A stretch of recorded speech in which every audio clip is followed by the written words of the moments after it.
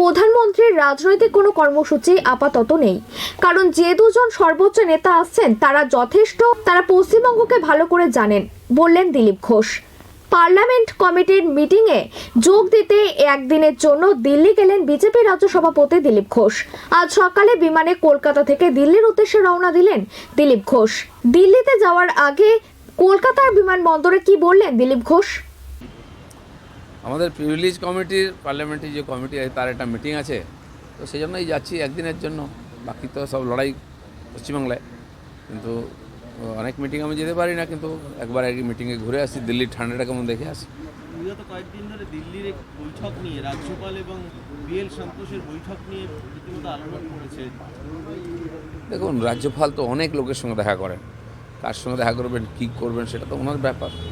পার্টির জেনারেল সেক্রেটারির সাথে একজন রাজ্যপাল অনেক আমার সঙ্গে দেখা করেন, আমি তো স্টেট প্রেসিডেন্ট এখানে সব পার্টির লোকের সঙ্গে দেখা করেন। ওনার পুরনো বন্ধু বান্ধব অনেক লোক আছেন, কার সঙ্গে কার কী সম্পর্ক, কার সঙ্গে দেখা করবেন সেটা ওনার ব্যাপার।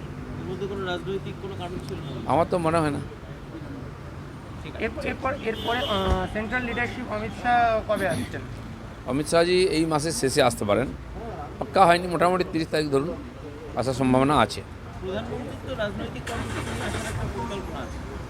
প্রধানমন্ত্রীর কোনো রাজনৈতিক কর্মসূচি আপাতত নাই, আমরা তো কমপক্ষে চাইনি। বিধাননগর থেকে পলাশ নস্করের রিপোর্ট, দৈনন্দিন।